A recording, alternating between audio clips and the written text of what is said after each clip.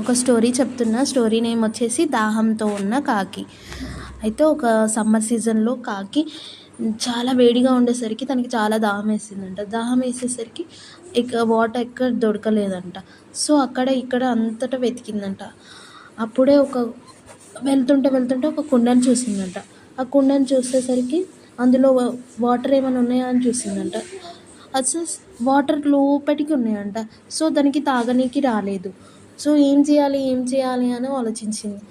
అప్పుడే తనకు ఒక ఐడియా వచ్చిందంట.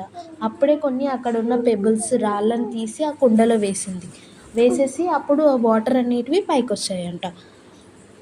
అప్పుడు మంచిగా వాటర్ తాగేసి వెళ్ళిపోయింది. సో మనం కూడా ఏదన్నా కావాలనుకుంటే ట్రై చేయాలి. ఓకేనా నాన్న? అది వచ్చేదాకా. స్టోరీ నచ్చితే లైక్ చేయండి, సబ్స్క్రైబ్ చేయండి, కామెంట్ కూడా చేయండి. Bye, good night.